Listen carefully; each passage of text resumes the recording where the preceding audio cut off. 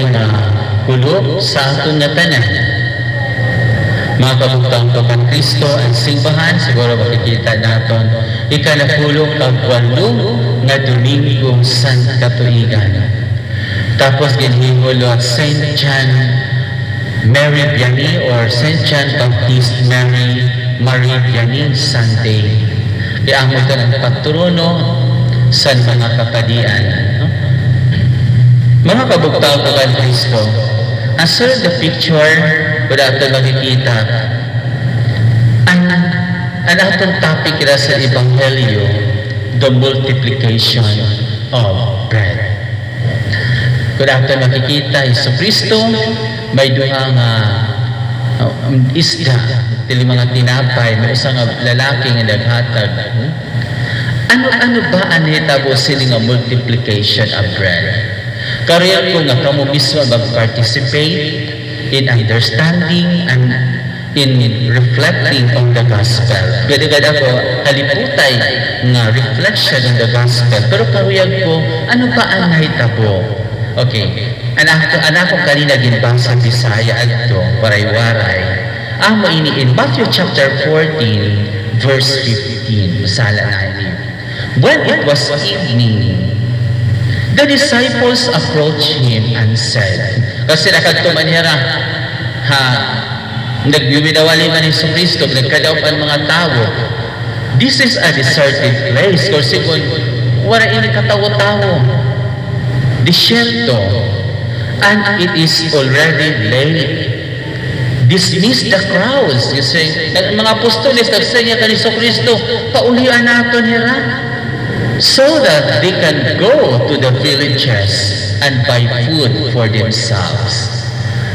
Human and very human and reaction ng mga apostoles, Lord, let them go. Kadang mo sini ng mga tao. Next, Matthew chapter 14, verse 16. Jesus said to them, there is no need for them to go away. Give them some food for yourselves. Dili kinahanglan mga tao nga manguli mga gutom. Taga nato sira pagkaon. Okay, next 17. But they said to him, wala kita pagkaon, Lord. 5 na din atong pagkaon, 5 loaves and 2 fish. 5 na nga tinapay. Ngan duduha nga isda are all we have here. Mala ito. Kada mo sini, usa kayupot ka mga tao, mil ka mga tao, dili lang tao, ato nakikita niyan, pipiran mga tao, ay kada mo, no? But Jesus said, then He said, bring them here to me. Dadi nga tinapay, nga 5 nga tinapay, 2 nga isda. Next, taking the 5 loaves and the 2 fish, and looking up to heaven, He said the blessing, broke the loaves and gave them to the disciples, who in turn gave them to the crowds.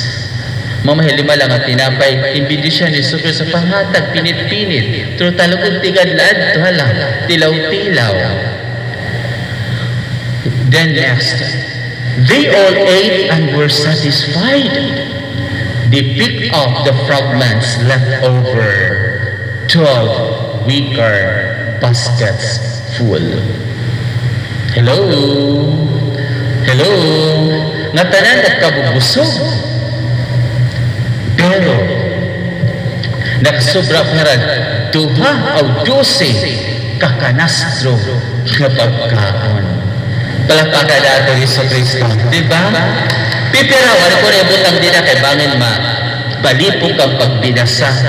Pira ang nagpakakaon 5,000 men, excluding women and children. Kung ang makikita, diri man dako ang kalalakinan nga naniningba. Pero kung korsigon, doble ang kababayanan. 5, suntalang kababayanan 10,000, 15, plus kabataan, excluding children, waray kayak, suntalang 5,000, 20,000 people. That is why mga apostoles, nagsaling lugar, pauli-o natin sila. Kaya it's too late in the evening. Waray natin kapasig pagkaon sa era. Nakuha ninyo? Tapos after all, from 5 loaves of bread and 2 fish, 2 pieces of fish, they were all filled up. And nakagather there ang 12 wicker baskets full. My dear brothers and sisters in Christ, samlit, kung aton makikita, ang aton salmo, umod ito, na sa the hand of the Lord feeds us, He answers all our needs. Gipapakaon kita sa Diyos. Dito, wala na natin kikinahanglan para po ang kalibutan. The world is created in 7 days. The world is created in its perfection. Waray ka na walang hahanap-hanapin patay. Nga tanan na atong karuyagon, aada sa kalibutan. Once again, palakpakan natin ang Diyos. Palakpakan natin. Mga kalugtaw ko ng Kristo, labot ka nagpalakpak kita, pwede ba natin singon, Lord, thank you for your never-ending love. Once again. Dili nga tanan na bato, siguro may discontent ba na sa iba, say, no, kadamon akong problema, yan, masulod kita sa ito. We will shout out to the world, dapat dili kita, hindi natin ikakahiya, dapat ipagyabang natin ang ating pananampalatayang Kristiyano, pananampalatayang Katoliko. Amen? By shouting, Lord, thank you for your never-ending love. Once again. Mga kabugtaw ko kay Kristo, based on the multiplication of bread, very quickly, I have developed 3 points. Tutulong ang punto ang akong develop sini. Una, the sensitivity of the Lord. Ikaduha, the spirituality of the little, or voluntarism of the little ones. Ikatulo, the spirit of contentment and gratitude. Una, kaya nung nalasay ako, tutulog ako ni puros is sensitivity, spirituality of the little, and the spirit of contentment regarding the multiplication of bread. Number 1, the sensitivity of the Lord. Mga kabugtaw ko kay Kristo, the Lord knows our needs. Diba, nagsalan mga apostoles, Lord, kada umasin yung mga tao, let them go home. But Jesus said, no. Dahil natin pagpaulian. Bayaba niyo, pipirala, ang iyo dara nga pagkaon. God knows. He is very sensitive to our needs. So kita liwat, maaraw ang Diyos, hanaton mga pinanglano, hanaton mga kasakitan sa aton kinabuhi, problema sa aton kalugarimon, problema sa ating pamilya, problema sa komunidad, or problema especially this time that we are facing COVID-19 pandemic. God knows. Ang importante, lambingan natin siya. Dili kita mawadan paglaong, mag-ampo kita. Dili kita bumulag sa iya. May mga tao atong laiton ha, bato-bato sa langit ang matamaan na hiwag magalit. Ditinin ng mga problema sa kinabuhi.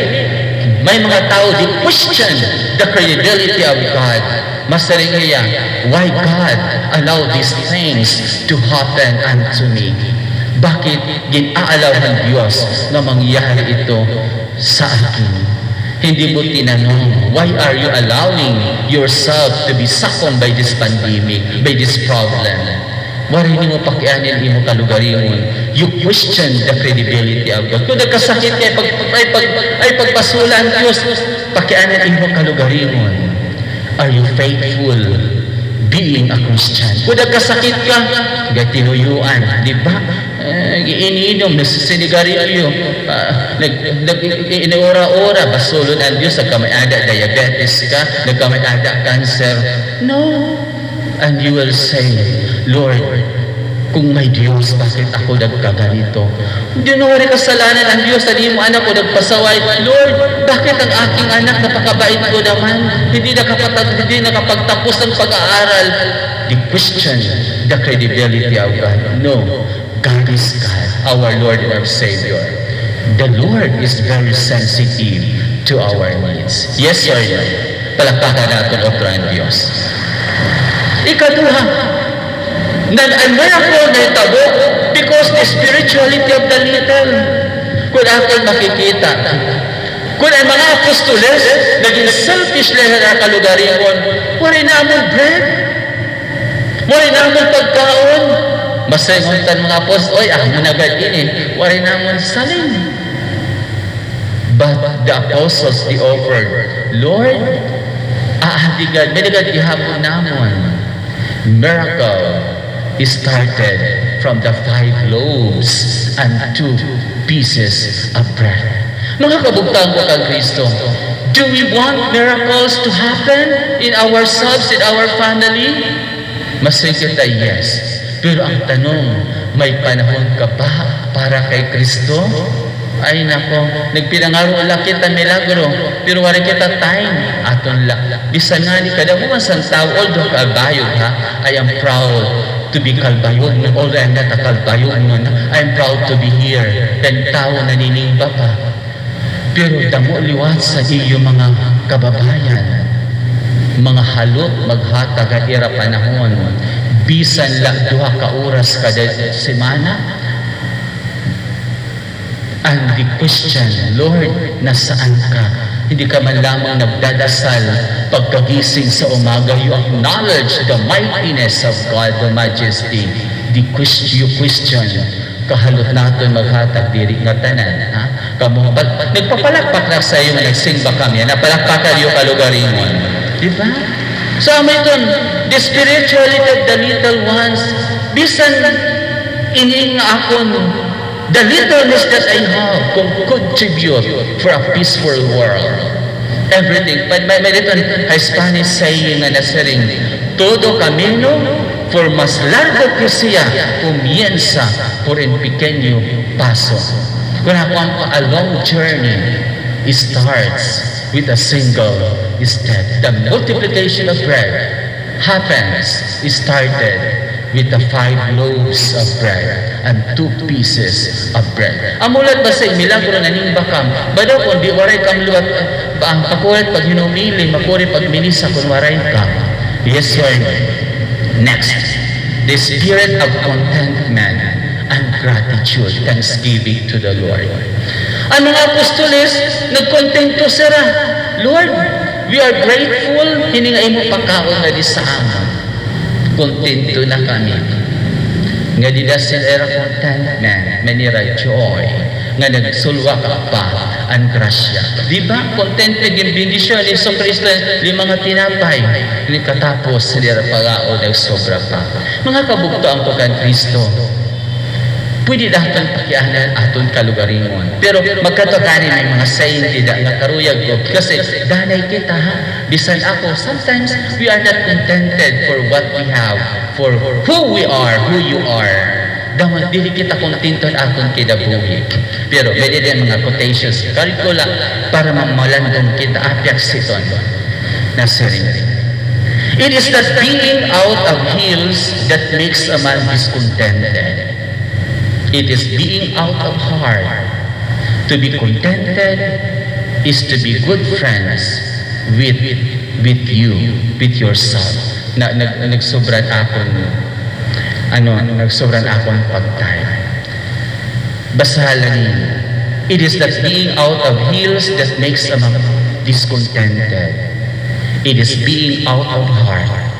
To be contented is to be good friends with yourself. Terus may dalawa kita duha. Kaya diskontento nga ni kita atong kinabuhi. According to Thomas Watson, ungo dito, may nga ni problema kada mo na duroy. Satan loves to fish in the troubled waters of a discontented heart. Atong laitan ha.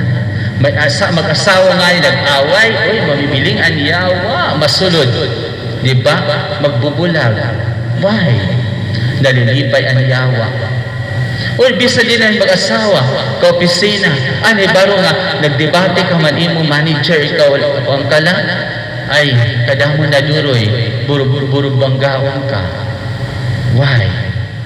Satan loved to fish in the troubled water of a discontented heart.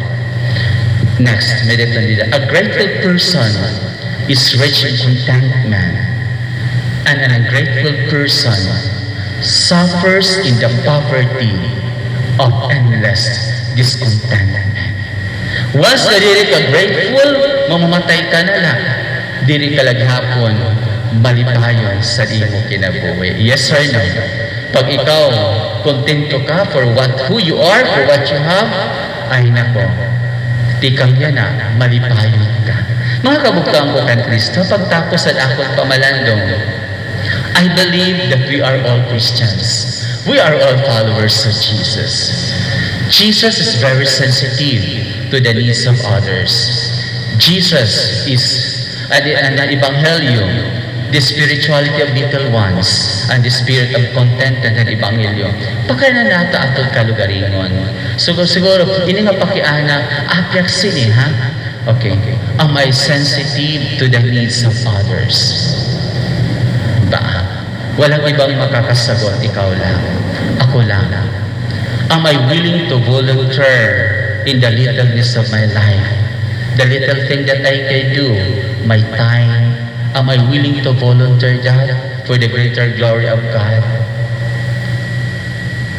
Not necessarily volunteering ourselves, nasigbahan ka lang. You can do it in your respective family. May panahon ka ba sa iyong mga anak? Pangatlo, am I contented for who am I, for what I have? Once again, the Lord is asking us to be sensitive, to offer the little thing that we have, and of course, to be happy, to be contented for what we have. I would like to end my reflection with this prayer. Father God, I know you are with me in my everyday journey. I know you know me better than I do. I am very sorry for not being like you and for not following your holy will. Help me and give me the virtues of sensitivity, volunteerism, and contentment. All of these will lift up to you in Jesus' name. Amen. So once again, from the bottom of our hearts, we will recite the prayer on the screen together. Father God, I know you are with me in my everyday journey. I know you know me better than I do. I am very sorry for not being like you and for not following your holy will. Help me and give me the virtues of sensitivity, volunteerism, and contentment. All of these will lift up to you in Jesus' name.